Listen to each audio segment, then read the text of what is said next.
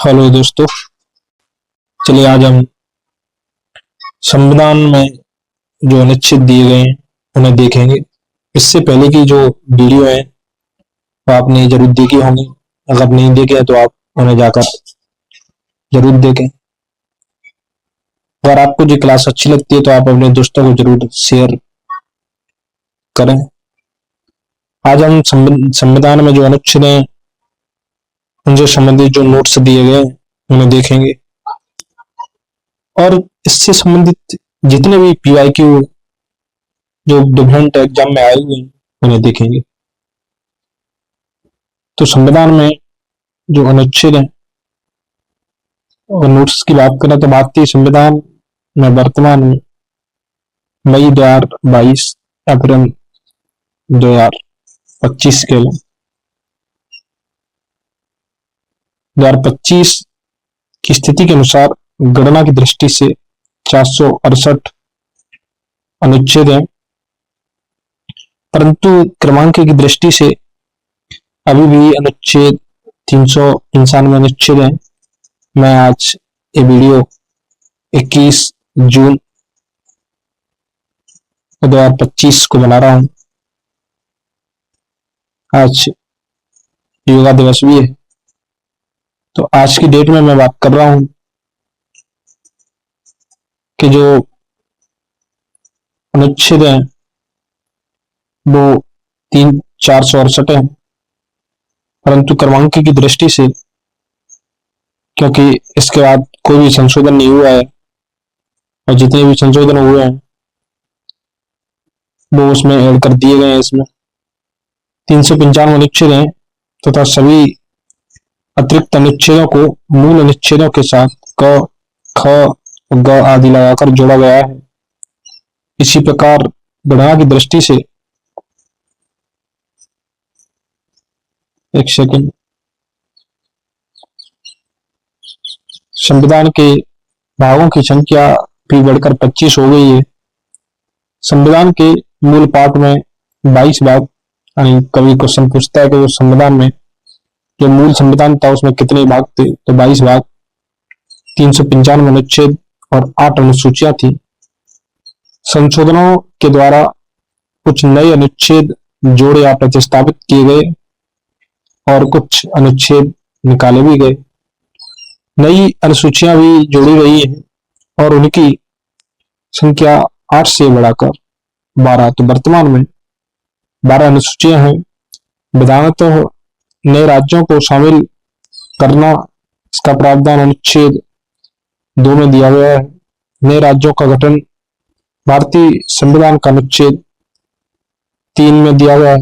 विधि के जो समक्ष समता का प्रावधान अनुच्छेद 14 में है और जो अनुच्छेद 17 है वो अस्पृश्यता के अंत की बात करता है और पूर्ण निषेध की बात करता है। गिरफ्तारी और निरोध से संरक्षण का जो प्रावधान है वो अनुच्छेद 22 में दिया गया है। अनुच्छेद 36 से 51 तक नीति के निदेशक तत्व यानी DPSP directive principle of state policy के बारे में चर्चा की गई है। भारतीय संविधान में नीति निर्देशक तत्वों के तहत समान न्याय और निःशुल्क विधिक सहायता अनुच्छेद 39 से में प्रावधान किया गया है। ग्राम पंचायतों का गठन और संगठन अनुच्छेद 40 में, काम, शिक्षा और लोक सहायता पाने का जो अधिकार है वो अनुच्छेद 41 में किया गया है। कार्य करने के लिए न्यायोचित और मानवीय दशाएं तथा प्रसूति सहायता का जो प्रावधान है वो अनुच्छेद 42 में किया गया है। समान नागरिक संहिता का उल्लेख अनुच्छेद 44 में है तथा शैशव पूर्व देखभाल और 6 वर्ष से कम आयु के बच्चों के लिए शिक्षा की व्यवस्था अनुच्छेद 45 में वर्णित है, जबकि कार्यपालिका से न्यायपालिका का पृथक्करण अनुच्छेद 50 में उल्लिखित है। अनुच्छेद 48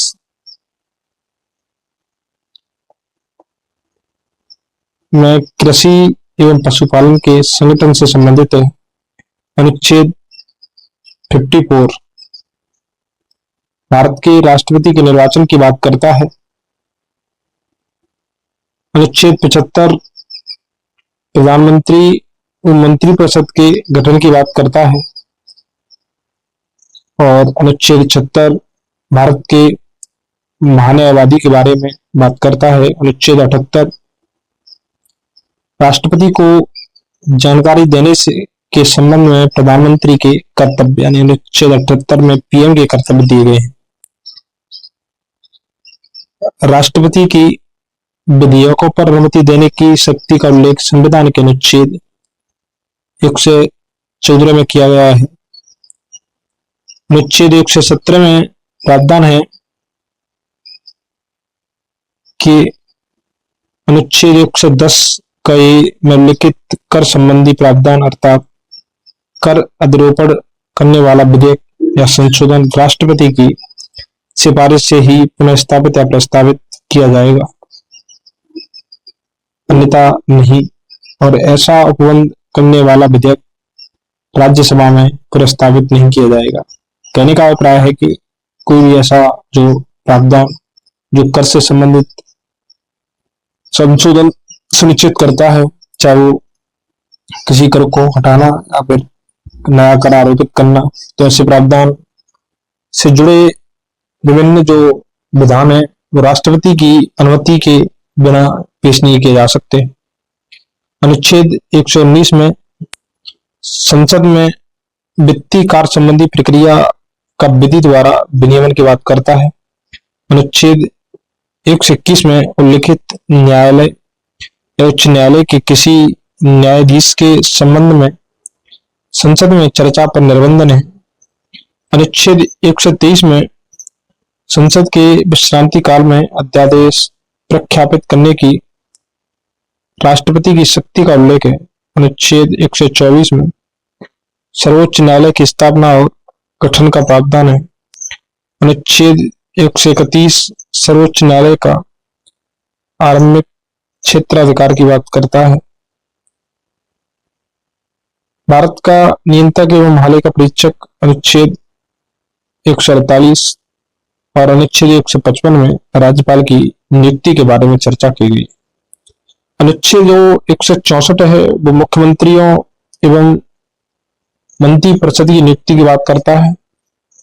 और राज्य के महाधिवक्ता की नियुक्ति संबंधी प्रावधान अनुच्छेद 165 में है। चलिए आप एक क्वेश्चन बताइए कि महान्यायवादी का उल्लेख संविधान के किस अनुच्छेद में किया गया है तथा राज्य विधानसभाओं की संरचना अनुच्छेद 170 में वर्णित है। अनुच्छेद 215 उच्च न्यायालय का अभिलेख न्यायालय होना और अनुच्छेद 222 यानी 222 किसी न्यायाधीश का एक उच्च न्यायालय से दूसरे उच्च न्यायालय में अंतर के बारे में बताया गया है। अनुच्छेद 226 विशेष रिट जारी करने की उच्च शक्ति या उच्च न्यायालय की शक्ति के बारे में बताता है। अनुच्छेद 227 सभी न्यायालयों के अधीक्षण की उच्च न्यायालय की शक्ति की बात करता है।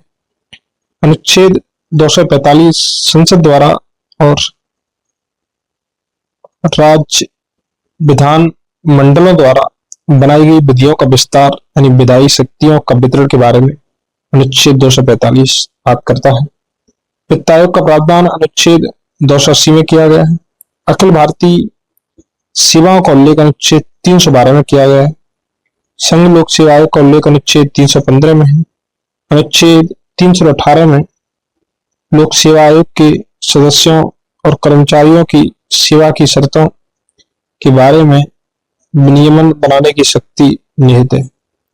अनुच्छेद 320 लोक सेवाओं के कार्यों के बारे में बताता है और अनुच्छेद 323 से प्रशासनिक अधिकरणों के बारे में चर्चा करता है। अनुच्छेद 324 में निर्वाचन आयोग के गठन का प्रावधान है और अनुच्छेद 330 लोकसभा में अनुसूचित जातियों व अनुसूचित जनजातियों के लिए स्थानों का आरक्षण के बारे में प्रावधान करता है। अनुच्छेद 332 राज्यों की विधानसभाओं में अनुसूचित जातियों और अनुसूचित जनजातियों के लिए स्थानों के आरक्षण से संबंधित है। अनुच्छेद 351 में हिंदी भाषा के विकास के लिए निर्देश दिए गए हैं। अनुच्छेद 352 आपातकाल की जो घोषणा यानी आपातकालीन प्रावधान की चर्चा करता है।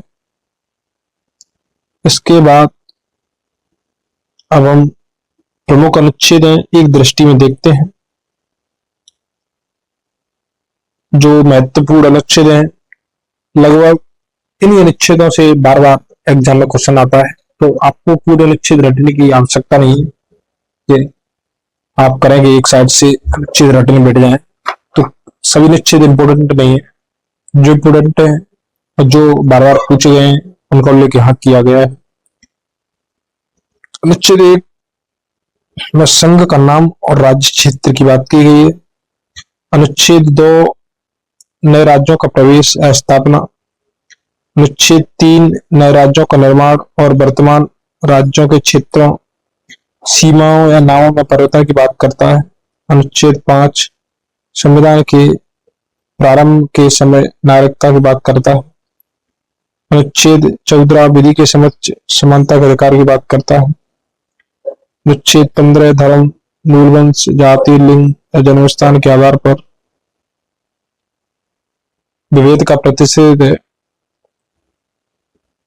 अनुच्छेद 16 लोक नियोजन के विषयों में अवसर की समानता की बात करता है। अनुच्छेद 17 अस्पृश्यता के अंत की बात करता है। अनुच्छेद 18 में अपराधियों के अंत की बात कही गई है। अनुच्छेद 19 में वाक स्वातंत्र्य आदि विषयक कुछ अधिकारों का संरक्षण है। अनुच्छेद 20 में अपराधों के लिए दोष सिद्धि के संबंध में संरक्षण है। अनुच्छेद 21 में प्राण और दैहिक स्वतंत्रता का संरक्षण है। अनुच्छेद 21 में 6 से 14 वर्ष तक के सभी बच्चों को निःशुल्क और अनिवार्य शिक्षा का अधिकार दिया गया है। अनुच्छेद 22 है वो कुछ दशाओं में गिरफ्तारी और निरोध से संरक्षण की बात करता है। अनुच्छेद 23 मानव के दुर्व्यापार और बलात्संग के प्रतिषेध के बारे में बताता है। अनुच्छेद 24 कारखानों आदि में बालकों के नियोजन का प्रतिषेध। अनुच्छेद 25 अंतःकरण की और धर्म के अबाध रूप से मान्य आचरण और प्रचार करने की स्वतंत्रता। अनुच्छेद 29 अल्पसंख्यक वर्गों के हितों का संरक्षण। अनुच्छेद 32 संवैधानिक उपचारों का अधिकार। अनुच्छेद 39 राज्य द्वारा अनुसरणीय कुछ नीति निर्देशक तत्व। और महत्वपूर्ण अनुच्छेद 39 का समान न्याय और निःशुल्क विधिक सहायता। चलिए आप एक क्वेश्चन और बताइए। अनुच्छेद जो 39 है वो किस संविधान संशोधन के द्वारा संविधान में जोड़ा गया। अनुच्छेद 40 ग्राम पंचायत की स्थापना के प्रावधान के बारे में बताता है।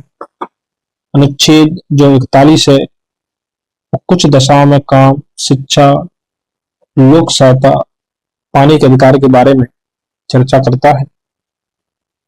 अनुच्छेद 43 भी सहकारी समितियों का संवर्धन। अनुच्छेद 44 नागरिकों के लिए एक समान सिविल संहिता यानी यूनिफॉर्म सिविल कोड यूसीसी का प्रावधान किस अनुच्छेद में किया गया है। तो दोस्तों इसका प्रावधान अनुच्छेद 44 में किया गया है, जो वर्तमान में बहुत डिबेटेड मुद्दा है, इसे आप जरूर ध्यान रखें। अनुच्छेद 45 6 वर्ष से कम आयु के बच्चों की बाल्यावस्था की देखभाल और शिक्षा के लिए प्रावधान किया गया है। चलिए आपसे एक और क्वेश्चन पूछते हैं। अनुच्छेद 21 ए में किसका प्रावधान है। अनुच्छेद 48 का पर्यावरण का संरक्षण और संवर्धन एवं वन तथा वन्य जीवों की रक्षा। के बारे में बात करता है। यह भी मूल संविधान में नहीं था और इसे भी जोड़ा गया। तो किस संविधान संशोधन के द्वारा जोड़ा गया था, आपको जरूर कमेंट करके बताना है। चलिए मैं आपको ऑप्शन दे देता हूँ। इसमें 42वां संविधान संशोधन और 44वां संविधान संशोधन, दो में से एक को आपको सिलेक्ट करके बताना है और कमेंट के माध्यम से आप जरूर बताएं। अनुच्छेद 50 कार्यपालिका से न्यायपालिका का पृथक्करण, यह भी बहुत महत्वपूर्ण अनुच्छेद है। 50 और अनुच्छेद 51 दोनों में कभी कंफ्यूजन हो जाता है, तो ध्यान रखिए कि अनुच्छेद 50 कार्यपालिका से न्यायपालिका का पृथक्करण की बात करता है। अनुच्छेद जो 51 है अंतर्राष्ट्रीय शांति और सुरक्षा की अभिवृद्धि के बारे में बात करता है। अनुच्छेद 51 का मूल कर्तव्य की बात करता है। अनुच्छेद 51 का में मूल कर्तव्य की बात करता है। अनुच्छेद 52 भारत के राष्ट्रपति के बारे में प्रावधान है। अनुच्छेद 55 राष्ट्रपति के निर्वाचन की पद्धति के बारे में प्रावधान है। अनुच्छेद 57 पुनर्निर्वाचन के लिए पात्रता का उल्लेख है। अनुच्छेद 58 राष्ट्रपति पद की योग्यता के बारे में बताता है। अनुच्छेद 60 राष्ट्रपति द्वारा शपथ या प्रतिज्ञा। अनुच्छेद 61 राष्ट्रपति पर चलाई जाने वाली महाभियोग की प्रक्रिया। तो जो बहुत इंपोर्टेंट अनुच्छेद है कि राष्ट्रपति की महाभियोग की प्रक्रिया का उल्लेख किस अनुच्छेद में किया गया है, तो अनुच्छेद 61 में। अनुच्छेद 66 उपराष्ट्रपति के निर्वाचन से संबंधित है। अनुच्छेद 70 अन्य आकस्मिकताओं में राष्ट्रपति के कृत्यों का निर्वहन। अनुच्छेद 72 क्षमा आदि की और कुछ मामलों में दंडादेश के निलंबन, परिहार या लघुकरण की राष्ट्रपति की शक्ति के बारे में। तो आप इतना ध्यान रखिए कि अनुच्छेद 72 राष्ट्रपति की क्षमादान शक्ति के बारे में बताता है। अनुच्छेद जो 73 है वो संघ की कार्यपालिका शक्ति का विस्तार के बारे में वर्णन करता है। अनुच्छेद जो 74 है वो राष्ट्रपति को सहायता और सलाह देने के लिए मंत्रिपरिषद के बारे में बताता है। तो आप इतना ध्यान रखिए कि जो अनुच्छेद 74 है वो मंत्रिपरिषद के बारे में बताता है। अनुच्छेद 75 एक प्रधानमंत्री की नियुक्ति राष्ट्रपति करेगा और अन्य मंत्रियों की नियुक्ति राष्ट्रपति प्रधानमंत्री की सलाह पर करेगा। नहीं तो अनुच्छेद 75 और 74 दोनों बहुत ही महत्वपूर्ण अनुच्छेद है और बार बार आपको एग्जाम में देखने को मिलेगा। अनुच्छेद जो 76 है, जो मैंने आपसे सवाल क्वेश्चन पूछा था कि अनुच्छेद 76 भारत का मानववादी के बारे में बताता है, तो फिर मैं आपसे एक और क्वेश्चन पूछता हूं। तो अनुच्छेद 165 में किसका प्रावधान है, जो अभी आगे मिलेगा। तो मैंने उसी टाइम पूछा था जब अनुच्छेद 165 में पढ़ा रहा था, तो दोनों में कुछ सेम है, वो आप देख लीजिएगा। अनुच्छेद 79 संसद के गठन के प्रावधान की बात करता है। अनुच्छेद जो 80 है वो राज्यसभा की संरचना और अनुच्छेद जो 81 है वो लोकसभा की संरचना के बारे में बताता है। अनुच्छेद जो 83 है वो राज्यसभा एक स्थायी सदन है, तो आपको पता होगा कि राज्यसभा भंगनी होती है और लोकसभा प्रत्येक 5 वर्ष पर और राष्ट्रपति जब चाहे या प्रधानमंत्री की सलाह पर उसे भंग करके द्वारा चुनाव किए कराए जा सकते हैं। अनुच्छेद जो 84 है, तो आपको इतना ध्यान रखना है कि अनुच्छेद 83 में दोनों सदनों की अवधि की बात करता है। अनुच्छेद जो 84 है वो संसद की सदस्यता के लिए निरंतरता की बात करता है। अनुच्छेद 85 संसद के सत्र सत्रावसान और विघटन की बात करता है। अनुच्छेद 100 लोकसभा के अध्यक्ष द्वारा अपने निर्णायक मत का प्रयोग पक्ष एवं विपक्ष के मत टाई होने पर। अनुच्छेद 108 कुछ दशाओं में दोनों सदनों की संयुक्त बैठक के बारे में बताता है। अनुच्छेद 109 धन विधेयकों के संबंध में विशेष प्रक्रिया का प्रावधान है। अनुच्छेद 110 में धन विधेयक की परिभाषा है, तो थोड़ा उल्टा सिस्टम बना दिया। जैसे अनुच्छेद 110 में धन विधेयक की परिभाषा है, फिर अनुच्छेद 119 में 109 में धन विधेयकों के संबंध में विशेष प्रक्रिया। तो प्रक्रिया पहले दी गई है, परिभाषा बाद में दी गई। अनुच्छेद 112 में वार्षिक वित्तीय विवरण बजट, तो बजट की बजाय भारतीय संविधान में वार्षिक वित्तीय विवरण शब्द का उल्लेख किया गया। अनुच्छेद 117 में वित्त विधेयकों के बारे में विशेष उपबंध और अनुच्छेद 122 न्यायालयों द्वारा संसद की कार्रवाइयों की जांच न किया जाना। अनुच्छेद 123 में संसद के विश्रांति काल में अध्यादेश प्रख्यापित करने की राष्ट्रपति की शक्ति के बारे में वर्णन है। तो अनुच्छेद 123 राष्ट्रपति की अध्यादेश की शक्ति का उल्लेख करता है। और महत्वपूर्ण अनुच्छेद 124 उच्चतम न्यायालय की स्थापना और गठन के बारे में बताता है। अनुच्छेद जो 129 है वो उच्चतम न्यायालय अभिलेख न्यायालय होना। अनुच्छेद 137 उच्चतम न्यायालय की पुनर्विलोकन की शक्ति। जब कभी मैं दूसरी बार एक क्लास लेके आऊंगा अनुच्छेदों की, और उसमें एक एक अनुच्छेद को बहुत डीप में पढ़े। अनुच्छेद 143 उच्चतम न्यायालय से परामर्श करने की राष्ट्रपति की शक्ति। तो अनुच्छेद 143 राष्ट्रपति की सलाहकारी शक्ति का उल्लेख 143 में किया गया। अनुच्छेद 147 भारत का नियंत्रक एवं महालेखा परीक्षक, जिसे हम सीएजी कहते हैं, उसका प्रावधान अनुच्छेद 148 में किया गया है। अनुच्छेद 155 बहुत महत्वपूर्ण है, राज्यपाल की नियुक्ति के बारे में बताता है। हमें हमेशा राज्यपाल का मुद्दा चर्चा में बना रहता है, इसलिए अनुच्छेद 155 बहुत महत्वपूर्ण है, राज्यपाल की नियुक्ति। अनुच्छेद 161 क्षमा आदि की और कुछ मामलों में दंडादेश के निलंबन, परिहार या लघुकरण की राज्यपाल की शक्ति। तो अनुच्छेद 161 क्षमा राज्यपाल की क्षमता की शक्ति के बारे में बताता है। तो चलिए आपसे एक क्वेश्चन फिर और हो जाए कि अनुच्छेद 72 में किसका उल्लेख किया गया है।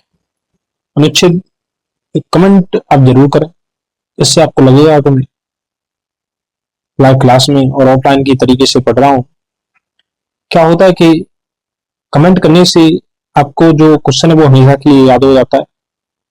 तो अनुच्छेद जो 162 राज्यपाल की कार्यपालिका शक्ति के बारे में विस्तार की बात करता है। और अनुच्छेद 164 राज्यपाल द्वारा मुख्यमंत्री की नियुक्ति और मुख्यमंत्री की सलाह पर अन्य मंत्रियों की नियुक्ति की बात करता है। अनुच्छेद 165 राज्य के माध्यमिकता की बात करता है।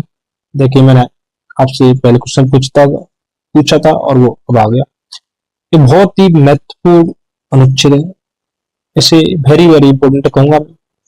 राज्यों में विधान परिषदों के उत्साधन सृजन का उल्लेख किस अनुच्छेद में किया गया? तो अनुच्छेद 169 है।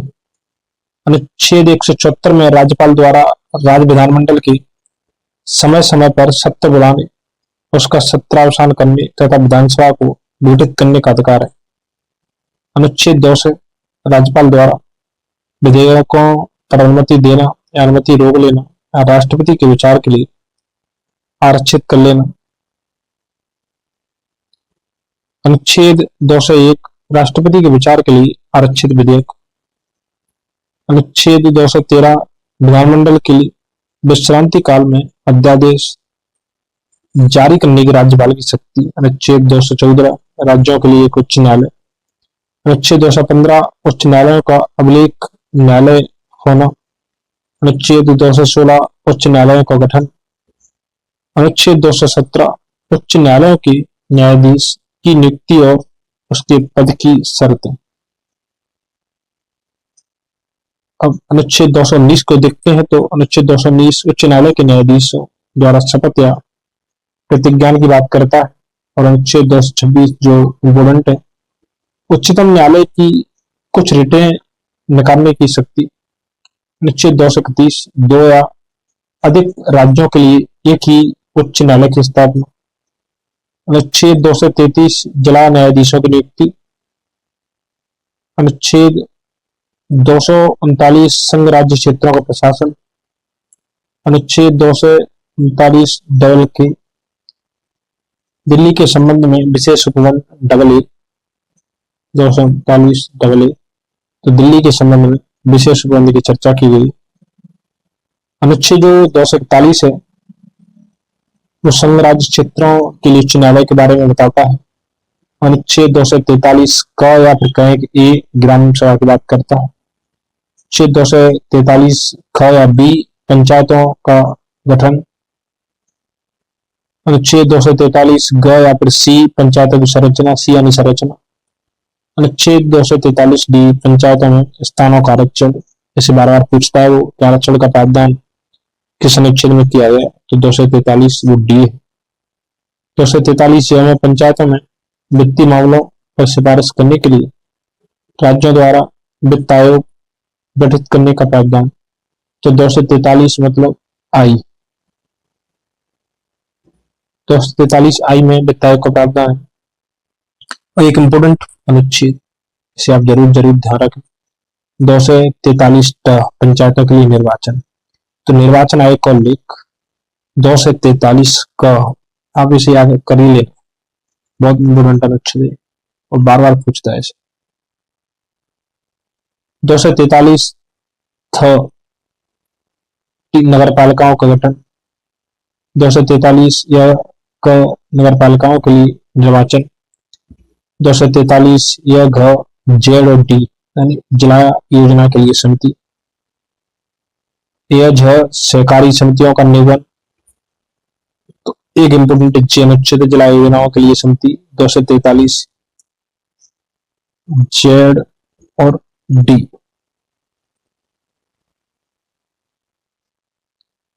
अनुच्छेद 249 राज्य सूची के विषय के संबंध में राष्ट्रीय हित में विधि बनाने की संसद की शक्ति।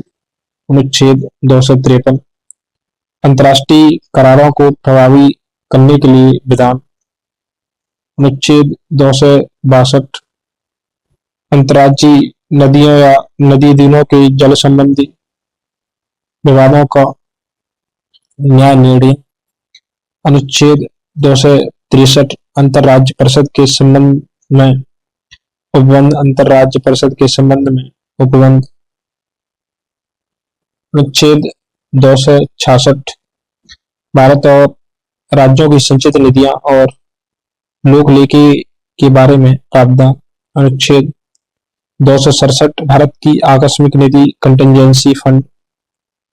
अनुच्छेद 280 वित्त आयोग फाइनेंस कमीशन का प्रावधान अनुच्छेद 280 में किया गया है। अनुच्छेद जो 300 क है उसमें विधि के प्राधिकार के बिना व्यक्तियों को संपत्ति से वंचित न किया जाना। तो चलिए आप एक क्वेश्चन और बताइए। अनुच्छेद 300 क किस संविधान संशोधन के द्वारा संविधान में ऐड किया गया था, जोड़ा गया था? ऑप्शन फिर ले लो, 42वां संविधान संशोधन और 44वां संविधान संशोधन। अनुच्छेद 312 अखिल भारतीय सेवाओं के बारे में बताता है। अनुच्छेद 315 संघ और राज्यों के लिए लोक सेवा आयोग के बारे में बताता है। अनुच्छेद 324 है निर्वाचनों के अधीक्षण, निदेशन और नियंत्रण का निर्वाचन आयोग में निहित होना।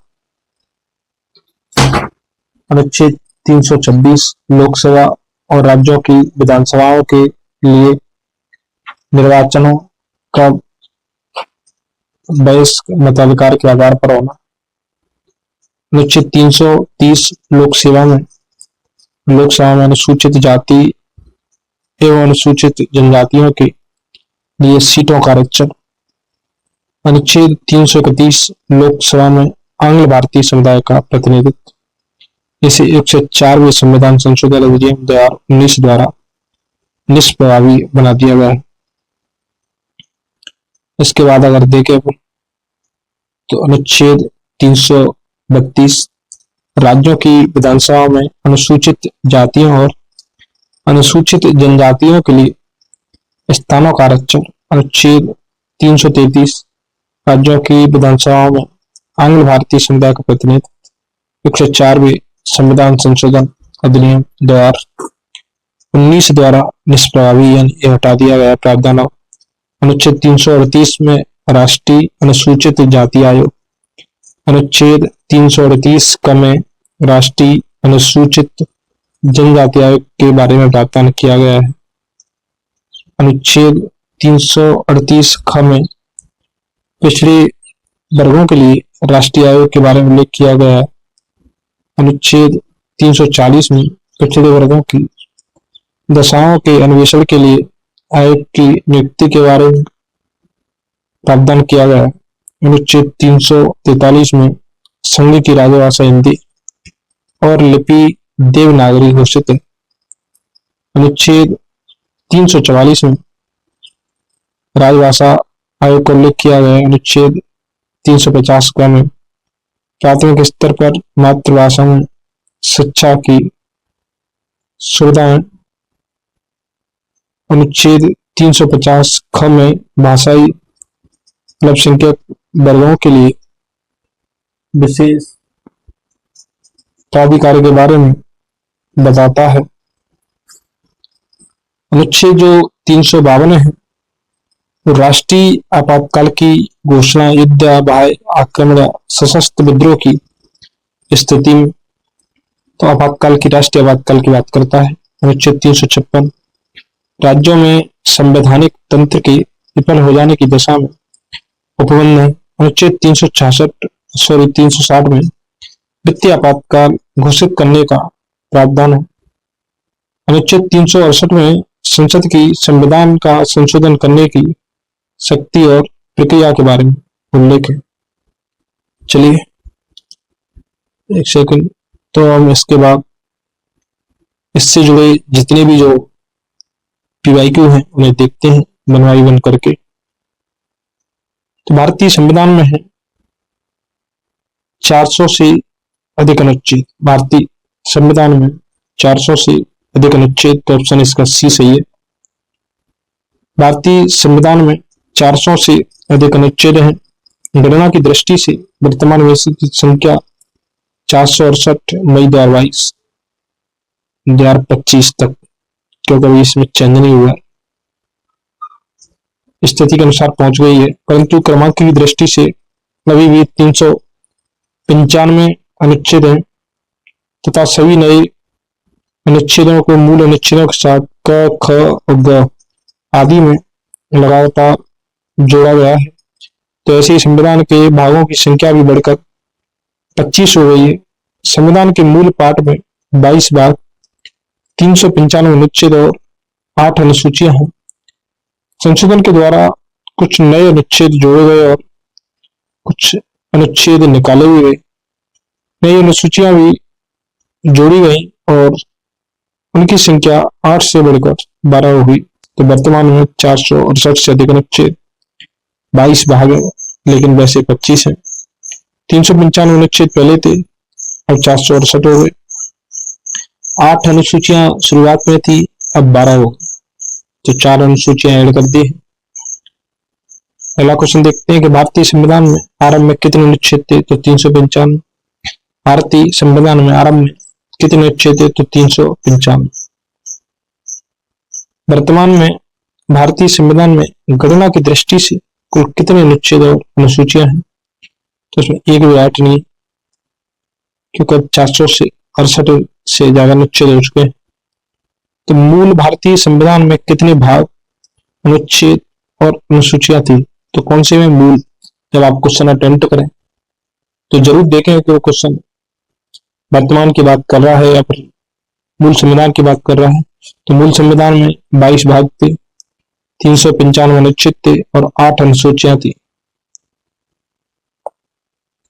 भारतीय संविधान में शामिल है तो 395 अनुच्छेद, 22 भाग और 12 अनुसूचियां जो वर्तमान में।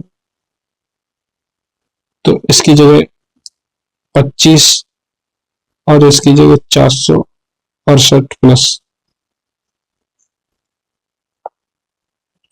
अब अगला देखते हैं सही जोड़ी। तो नए राज्यों का गठन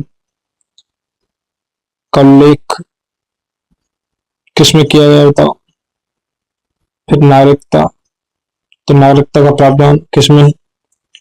तो नागरिकता का प्रावधान भारतीय संविधान का भाग 2। मौलिक अधिकारों का प्रावधान, एक सेकंड, मौलिक अधिकारों का जो प्रावधान है उसका उल्लेख, मौलिक अधिकारों का प्रावधान भाग 3, प्रशासनिक अधिकरण की स्थापना अनुच्छेद 323 है और नए राज्यों का गठन भारतीय संविधान का अनुच्छेद 3। तो इसका जो ऑप्शन है वो ए सही है। एक बार और देखते हैं कि नए राज्यों के गठन का उल्लेख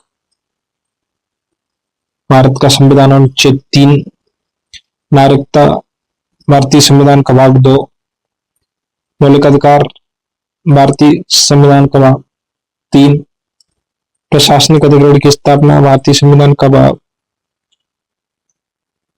अनुच्छेद 323 ए। राष्ट्रपति की सिफारिश के बगैर कोई विधेयक जो कर लगाता है दायका में नहीं रखा जा सकता। यह प्रावधान भारत के संविधान के किस अनुच्छेद के अंतर्गत आता है? तो अनुच्छेद 117। तो ऑप्शन ए सही है। भारत राष्ट्रपति के सिफारिश के बगैर कोई विधेयक जो कर लगाता है विधायिका में नहीं रखा जा सकता है। प्रावधान भारत के संविधान के किस अनुच्छेद के अंतर्गत आता है? तो अनुच्छेद 117, यानी ऑप्शन ए सही है। अनुच्छेद 117 में प्रावधान है कि अनुच्छेद 110 एक के खंड क से 6 में उल्लिखित कर संबंधी प्रावधान अर्थात कर अधिरोपण करने वाला विधेयक या संशोधन राष्ट्रपति की सिफारिश से ही प्रस्तावित किया जाएगा, अन्यथा नहीं। और ऐसा उपबंध करने वाला विधेयक राज्यसभा में प्रस्तावित नहीं किया जाएगा। यानी कहने का उपाय है तो जो अनुच्छेद 117 है अनुच्छेद 110 के खंड क से 6 में उल्लिखित जो कर संबंधी प्रावधान है, जैसे कर अधिरोपण करने वाला चाहे विधेयक हो या संशोधन, तो राष्ट्रपति की सिफारिश से ही स्थापित या प्रस्तावित किया जाएगा। और इसके लिए राष्ट्रपति की सहमति, पूर्व सहमति आवश्यक है, अन्यथा फिर वो प्रस्तावित ही नहीं किया जाएगा। और जो ऐसा उपबंध करने वाला जो विधेयक है राज्यसभा में भी स्थापित नहीं किया जा सकता, केवल लोकसभा में प्रस्तावित किया जा सकता। वित्त विधेयकों के बारे में विशेष उपबंध किस अनुच्छेद के अंतर्गत किया गया है? तो अनुच्छेद 117। वित्त विधेयकों के बारे में विशेष जो उपबंध है किस अनुच्छेद के अंतर्गत किया है? तो अनुच्छेद 117। संविधान के अनुच्छेद 117 में वित्त विधेयकों के बारे में विशेष उपबंध किया गया है। अनुच्छेद 119 में संसद में वित्तीय कार्य संबंधी प्रक्रिया का विधि द्वारा विनियमन। अनुच्छेद 121 में उच्चतम न्यायालय उच्च न्यायालय के किसी न्यायाधीश द्वारा कर्तव्यों के निर्वहन में किए गए किसी आचरण के संबंध में संसद में चर्चा पर निर्बंधन तथा अनुच्छेद 123 संसद के विश्रांति काल में अध्यादेश प्रख्यापित करने की राष्ट्रपति की शक्ति का उल्लेख। एक बार और संविधान के अनुच्छेद 117 में वित्त विधेयकों के बारे में विशेष उपबंध किया गया है। अनुच्छेद 119 में संसद में वित्तीय कार्य संबंधी प्रक्रिया का विधि द्वारा विनियमन। अनुच्छेद 121 में उच्चतम न्यायालय उच्च न्यायालयों के किसी न्यायाधीश द्वारा कर्तव्यों के निर्वहन में किए गए किसी आचरण के संबंध में चर्चा पर निर्बंधन तथा अनुच्छेद 123 में संसद के विश्रांति काल में, तो 123 अध्यादेश की शक्ति के बारे में बताता है राष्ट्रपति की। अगला क्वेश्चन देखते हैं कि भारतीय संविधान के किस अनुच्छेद के अंतर्गत अखिल भारतीय सेवाओं का प्रावधान किया गया है? तो इसका ऑप्शन सी सही है, अनुच्छेद 312। भारतीय संविधान के किस अनुच्छेद के अंतर्गत अखिल भारतीय सेवाओं का प्रावधान किया गया है? तो अनुच्छेद 312। चलिए व्याख्या देखते हैं। भारतीय संविधान के अनुच्छेद 312 के तहत अखिल भारतीय सेवाओं का प्रावधान किया गया है। इस अनुच्छेद के अनुसार यदि राज्यसभा ने उपस्थित और मत देने वाले सदस्यों को कम से कम 2/3 बहुमत से समर्थित संकल्प से घोषित किया है कि राष्ट्रीय हित में ऐसा करना आवश्यक है, तो संसद विधि द्वारा अखिल भारतीय सेवाओं की सृजन हेतु बंद कर सकती है। तो जो संविधान का अनुच्छेद जो 312 है वो अखिल भारतीय सेवाओं के बारे में बताता है। इसमें जो राज्यसभा है उसे उपस्थित और मत देने वाले सदस्यों को कम से कम 2/3 बहुमत से समर्थित संकल्प से घोषित करना है कि राष्ट्रीय हित में ऐसा करना आवश्यक है, तो इस संसद विधि द्वारा अखिल भारतीय सेवाओं के सृजन हेतु बंद कर सकती है।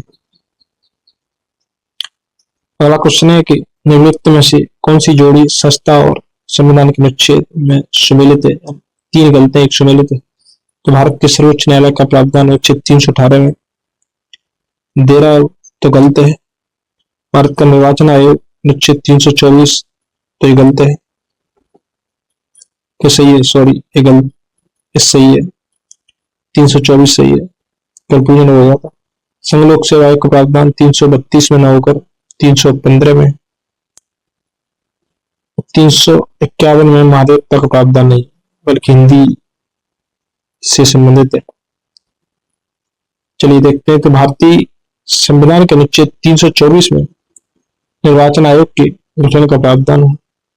निर्वाचन आयोग का गठन मुख्य निर्वाचन आयुक्त तथा ऐसे अन्य निर्वाचन आयुक्तों से किया जाता है जिनकी संख्या समय समय पर राष्ट्रपति द्वारा नियुक्त की जाती है।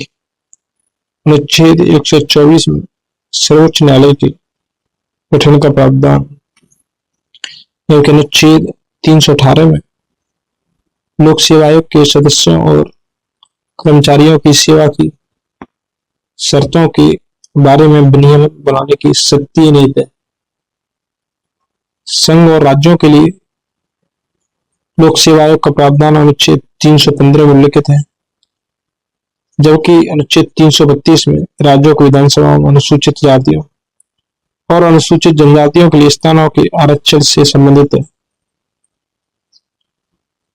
राज्य के महाधिवक्ता की नियुक्ति संबंधी जो प्रावधान है अनुच्छेद 165 में, जबकि अनुच्छेद 351 में हिंदी भाषा के विकास के लिए निर्देश दिए गए हैं। एक बार और देखते हैं। तो जो 324 है वो निर्वाचन आयोग के गठन की बात करता है। अनुच्छेद 124 में सर्वोच्च न्यायालय के गठन का प्रावधान, अनुच्छेद 318 में लोक सेवा आयोग के सदस्यों और कर्मचारियों की सेवा शर्तों के बारे में विनियमन बनाने की शक्ति, 315 में लोक सेवा आयोग का प्रावधान, 332 में राज्यों की विधानसभा में अनुसूचित जाति और अनुसूचित जनजातियों के लिए स्थान का आरक्षण, अनुच्छेद 165 में महाधिवक्ता की नियुक्ति और 351 में हिंदी भाषा के लिए निर्देश की बात की गई। अगला क्वेश्चन निम्नलिखित में से कौन एक सही सुमेलित नहीं है। तो ये देखते हैं कि कौन सही सुमेलित है। तो अनुच्छेद 39 है समान न्याय और निःशुल्क विधिक सहायता, सही है। अनुच्छेद 40 है ग्राम पंचायत और संगठन, ये भी सही है। 44 समान नागरिक सहायता, ये सही है। UCC। अनुच्छेद 48 न्यायपालिका का कार्यपालिका से पृथक्करण नहीं, गलत है। तो नियुक्त में से कौन एक सही सुमेलित है। अनुच्छेद 39 है समान न्याय और निःशुल्क विधिक सहायता। अनुच्छेद 44 ग्राम पंचायतों का संगठन। अनुच्छेद 44 समान नागरिक सहायता। अनुच्छेद 48 न्यायपालिका का कार्यपालिका से पृथक्करण, गलत है। इसके बाद अगर हम व्याख्या देखते हैं तो भारतीय संविधान में नीति निर्देशक तत्वों के तहत समान न्याय और निःशुल्क विधिक सहायता का जो उपबंध अनुच्छेद 39 में, ग्राम पंचायतों का संगठन अनुच्छेद 40 में तथा समान नागरिक संहिता को लेकर अनुच्छेद 44 में वर्णित है। जबकि कार्यपालिका से न्यायपालिका का जो पृथक्करण अनुच्छेद 48 में नहीं बल्कि 50 में उल्लिखित है। अनुच्छेद 48 कृषि और पशुपालन के संगठन से संबंधित है। चलिए पहला क्वेश्चन देखते हैं।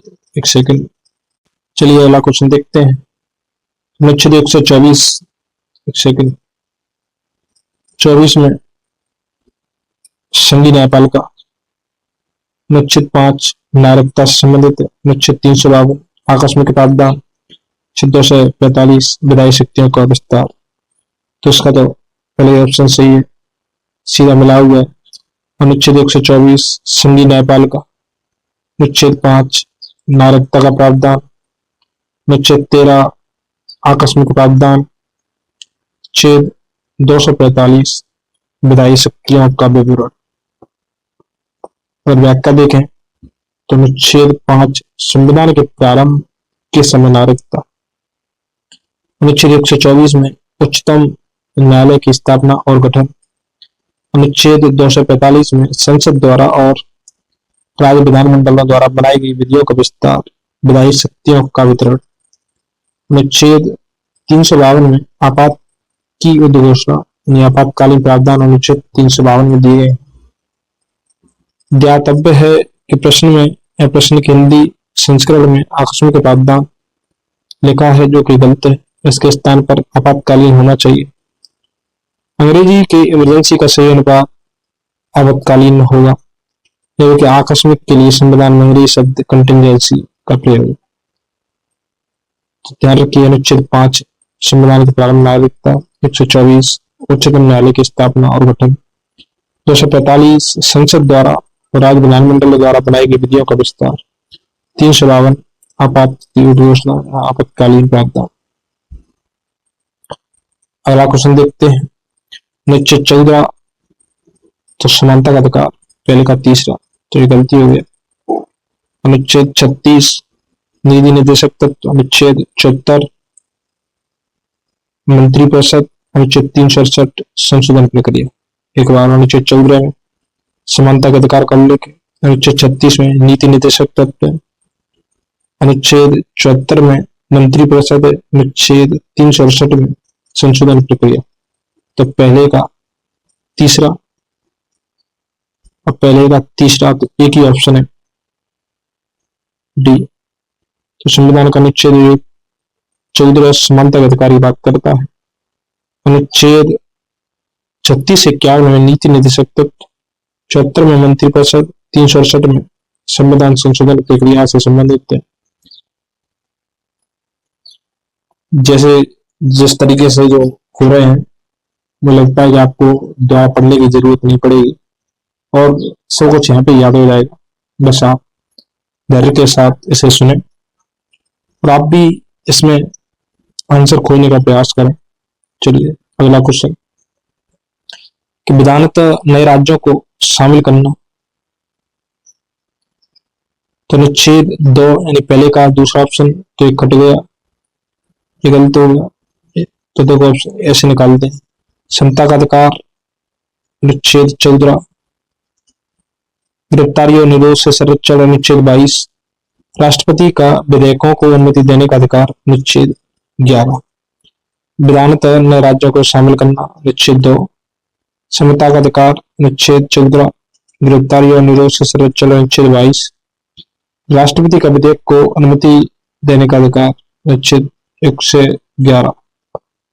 चलिए व्याख्या देखते हैं। तो विधानतः नए राज्यों को शामिल करना। अनुच्छेद 2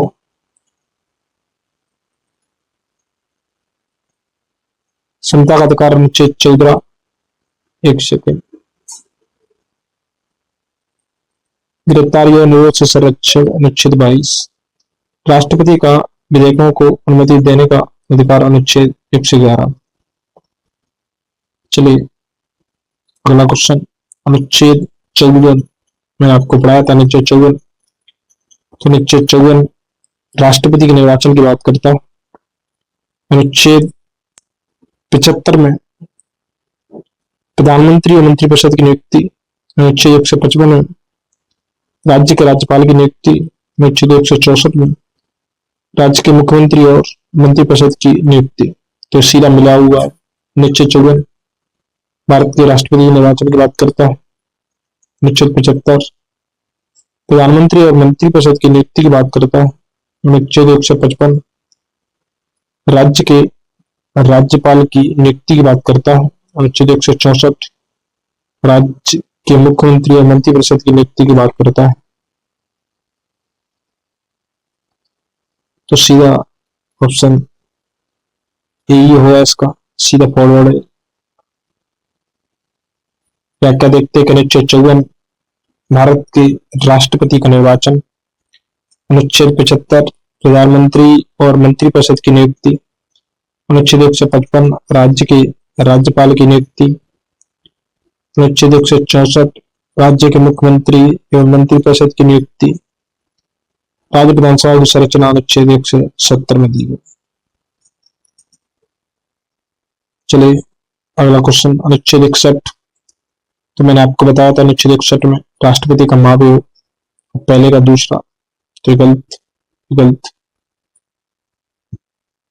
अनुच्छेद 67 का तो राष्ट्रपति को उठाना, तो बी का तीसरा, तो जो ऑप्शन हो गए। अनुच्छेद 94 तो तीसरे का स्पीकर को उठाना। अनुच्छेद 90 राज्यसभा के उपसभापति को उठाना। तो अनुच्छेद 61 में राष्ट्रपति पर महाभियोग। अनुच्छेद 67 बी यानी ख राष्ट्रपति को उठाना। अनुच्छेद 94 स्पीकर को उठाना। अनुच्छेद 90 राज्यसभा के उपसभापति को उठाना। चलिए अनुच्छेद 61 राष्ट्रपति पर महाभियोग। अनुच्छेद 67 ख उपराष्ट्रपति को हटाना। अनुच्छेद 94 स्पीकर को हटाना। अनुच्छेद 90 राज्यसभा के उपसभापति को हटाना। मैं इतना डीप में आपको इसलिए बढ़ा रहा हूं कि आपको द्वारा कहीं से अनुच्छेदों को देखने की जरूरत न पड़े और एक ही बार में आपको पूरा कॉन्सेप्ट अच्छा हो जाए। अगला क्वेश्चन है अनुच्छेद 323 है, तो प्रशासनिक अधिकरणों की बात करता है और पहले का दूसरा है, तो ये गलत हो गया, ये भी गलत हो गया, ये भी गलत हो गया। तो जी एक ही ऑप्शन बचता है वो सी, अनुच्छेद 324। तो अनुच्छेद 324 निर्वाचन की बात करता है। अनुच्छेद 330 लोकसभा में के लिए अनुसूचित जाति और अनुसूचित जनजाति के सदस्यों का आरक्षण। 320 लोक सेवा आयोगों के कार्यों की बात करता है। चलिए एक बार यहाँ पे देख लेते हैं। अनुच्छेद 323 से प्रशासनिक अधिकरण की बात करता है। अनुच्छेद 324 निर्वाचन की बात करता है। अनुच्छेद 330 लोकसभा में अनुसूचित जातियों और अनुसूचित जनजातियों के लिए स्थानों का आरक्षण। अनुच्छेद 320 लोक सेवा आयोग के कार्य। चलिए अगला क्वेश्चन देखते हैं।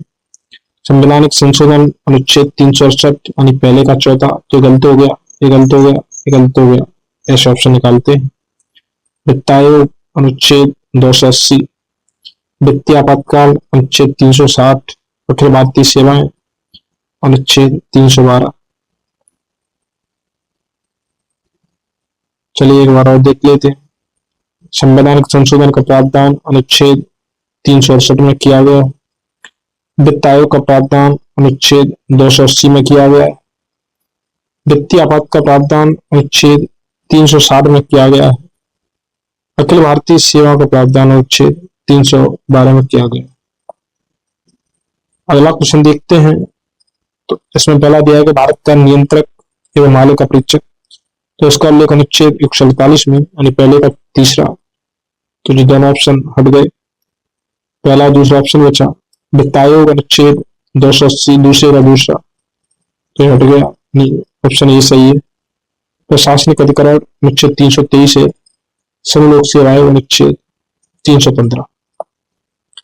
अगर व्याख्या देखें तो भारत का नियंत्रक एवं माल्य का परीक्षक का उल्लेख अनुच्छेद 168 में 147 में वित्त आयोग का प्रावधान अनुच्छेद 280 में है। प्रशासनिक अधिकरणों का उल्लेख अनुच्छेद 323A में है और संघ लोक सेवा आयोग का उल्लेख अनुच्छेद 315 में किया गया। अगला क्वेश्चन देखते हैं, तो निम्नलिखित युग्मों में से कौन सा एक सही सुमेलित नहीं है, यानी 3 युग्म सही सुमेलित है, ये गलत है। तो अंतरराज्य परिषद का उल्लेख अनुच्छेद 263 में है, तो ये सही है। वित्त आयोग का उल्लेख अनुच्छेद 280 में है, तो ये भी सही है। प्रशासनिक न्यायाधिकरण का उल्लेख अनुच्छेद 323A या क, तो ये भी सही है। और संघ लोक सेवा आयोग का उल्लेख अनुच्छेद 315, ये भी सही है। इसके जो ऑप्शन है वो गलती दे दिए थे, सही 4 ऑप्शन सही जो भी मिले। अंतरराज्य परिषद का उल्लेख अनुच्छेद 263 में है। वित्त आयोग का उल्लेख अनुच्छेद 280 में है। प्रशासनिक अधिकरण का उल्लेख अनुच्छेद 300 में है। संघ लोक सेवा आयोग का उल्लेख अनुच्छेद 315 में। उत्तर प्रदेश लोक सेवा आयोग ने इस प्रश्न का उत्तर विकल्प सी माना, जो कि त्रुटिपूर्ण है, अतः प्रश्न मूल्यांकन से बाहर किए जाने होंगे। इसके चारों ही ऑप्शन सही है, मतलब सही जोड़ी मिली है।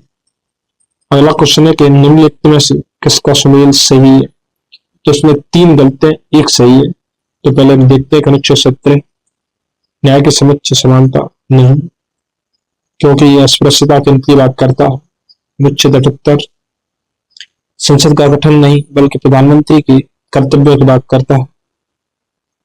अनुच्छेद 192, संसद सदस्यों के वेतन भत्ते, ये भी गलत है। अनुच्छेद 352, आपात स्थिति की घोषणा, तो 1 सही है। तो अनुच्छेद 352 में आपातकालीन प्रावधानों की चर्चा की गई। तो अनुच्छेद 352 में आपात स्थिति की उद्घोषणा का उल्लेख है। अन्य अनुच्छेदों के सही प्रावधान इस प्रकार है। अनुच्छेद 17, अस्पृश्यता का अंत। अनुच्छेद 18, राष्ट्रपति को जानकारी देने के संबंध में प्रधानमंत्री के कर्तव्य। अनुच्छेद 192, राज्य विधानमंडल के सदस्यों की निर्भरताओं यानी अयोग्यताओं से संबंधित प्रश्नों पर विनिश्चय। चलिए अगला क्वेश्चन देखते हैं। और अनुच्छेद 215, अब अनुच्छेदों से मिलाने तो उल्टा करके भी मिला सकते हैं। किसी न्यायाधीश का एक उच्च न्यायालय से दूसरे उच्च न्यायालय में अंतरण, तो उसका प्रावधान अनुच्छेद 222 में किया गया है। तो बी का पहला दोनों। कुछ रिट निकालने की उच्च न्यायालय की शक्ति 226, उच्च न्यायालय का अभिलेख न्यायालय 227 और सभी न्यायालय के अधीक्षण की शक्ति अनुच्छेद 215।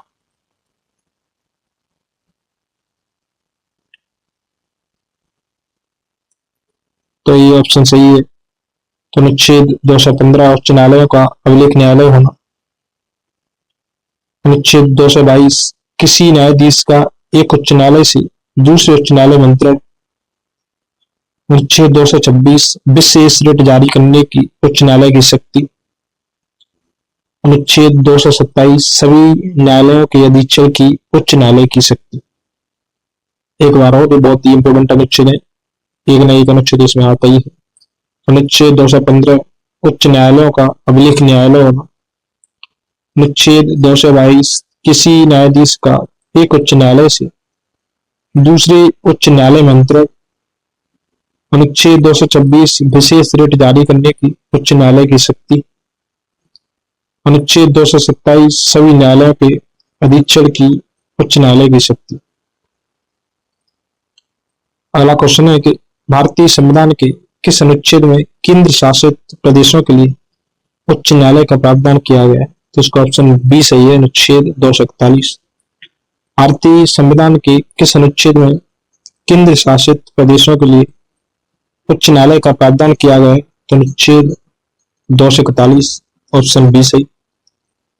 अगर व्याख्या देखें तो भारतीय संविधान के भाग 8 में संघ राज्य क्षेत्र या केंद्र शासित प्रदेशों के बारे में निम्नलिखित प्रमुख उपबंध है। अनुच्छेद 239, संघ राज्य क्षेत्रों का प्रशासन। अनुच्छेद 239 संघ राज्य क्षेत्रों का प्रशासन। अनुच्छेद 240 कुछ संघ राज्य क्षेत्रों के लिए नियम विनियम बनाने की राष्ट्रपति की शक्ति। अनुच्छेद 240 कुछ संघ राज्य क्षेत्रों के लिए विनियम बनाने की राष्ट्रपति की शक्ति। अनुच्छेद 241 संघ राज्य क्षेत्रों के लिए उच्च न्यायालय। अनुच्छेद 241 संघ राज्य क्षेत्रों के लिए उच्च न्यायालय। अनुच्छेद 242 निषिद्ध कर दिया गया। अगला क्वेश्चन देखते हैं। तो अनुच्छेद 76 भारत का मानववादी, तो पहले का तीसरा, तो ऑप्शन बी सही है। अनुच्छेद 148 सीडी के बारे में बताता है, तो भारत का नियंत्रक है हिमालय का परीक्षक। 75 एक केंद्रीय मंत्रियों की नियुक्ति। अनुच्छेद 131 सर्वोच्च न्यायालय का क्षेत्राधिकार। चलिए व्याख्या देखते हैं। अनुच्छेद 76 भारत का मानववाद। अनुच्छेद 147 भारत का नियंत्रक एवं हिमालय का परीक्षक। अनुच्छेद 75 एक केंद्रीय मंत्रियों की नियुक्ति। अनुच्छेद 131 सर्वोच्च न्यायालय का क्षेत्राधिकार। चलिए अगला क्वेश्चन देखते हैं। तो विधि के सम्मुख समानता और इसका उल्लेख अनुच्छेद 14 में है, तो पहले का तीसरा, तो ऑप्शन बी सही हो गया। कार्य करने का अधिकार अनुच्छेद 41 में है। कार्य करने के लिए सही और मानवीय स्थिति अनुच्छेद 42। बच्चों के लिए मुफ्त और अनिवार्य शिक्षा का जो प्रावधान है वो अनुच्छेद 45 में किया गया है। चलिए व्याख्या देखते हैं। विधि के सम्मुख समानता अनुच्छेद 14। कार्य करने का अधिकार अनुच्छेद 41।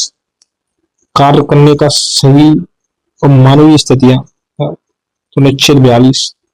सहसा पूर्व देखभाल तथा 6 वर्ष से कम आयु के बच्चों के लिए शिक्षा की व्यवस्था अनुच्छेद 45। यहाँ पे नोट दिया गया है, उसमें बताया गया बच्चों के लिए मुफ्त तथा अनिवार्य शिक्षा का जो प्रावधान है मूलतः नीति निर्देशक तत्वों के अनुच्छेद 45 में वर्णित था। यानी जो शिक्षा के लिए प्रावधान था वो मूल संविधान में अनुच्छेद 45 में था, परंतु हमने 86वां संविधान संशोधन अधिनियम 2002 में किया। इसके द्वारा अनुच्छेद 21 ए यानी क या ए में के रूप में मूल अधिकारों को शामिल किए जाने के साथ साथ अनुच्छेद 45 में इसके स्थान पर शैशव पूर्व देखभाल तथा 6 वर्ष से कम आयु के बच्चों की शिक्षा के लिए व्यवस्था प्रतिस्थापित किया गया। अब अगला क्वेश्चन है, तो भारत के संविधान का अनुच्छेद और संबंधित राज्य कौन सा सही सुमेलित नहीं है? 3 सही है, 1 गलत है। तो अनुच्छेद 300 क या ए नागालैंड की बात करता है, सही है। बी असम की बात करता है, ये भी सही है। सी मेघालय की बात करता है, ये गलत है। डी में आंध्र प्रदेश है, ये भी सही है। चलिए एक बार देखते हैं।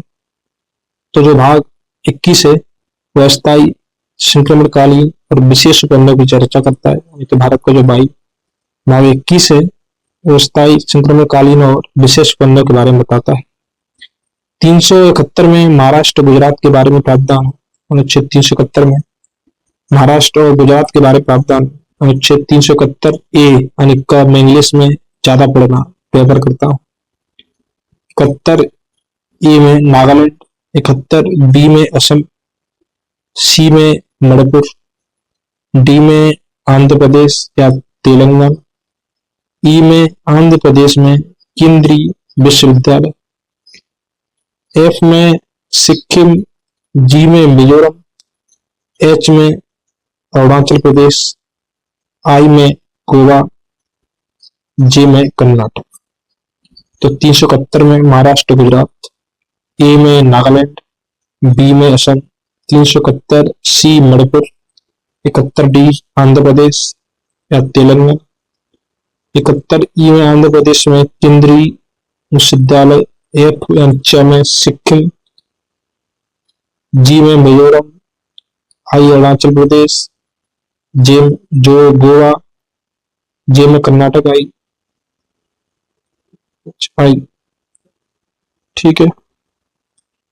अब इसके बाद अगला जो चैप्टर होगा अनुसूचियां। एक सेकंड में वीडियो कितनी बड़ी होगी। तो ठीक है दोस्तों, 1 घंटे से लगभग ज्यादा की वीडियो होगी, फिर ज्यादा माइंड भी नहीं लगता। तो उसके बाद हम अगली क्लास लेके आएंगे, उसमें अनुसूचियों से संबंधित प्रावधानों को पढ़ेंगे। अगर आपको ये क्लास अच्छी लगती है तो आप इसे अपने दोस्तों में जरूर शेयर करें। तो थैंक यू, धन्यवाद।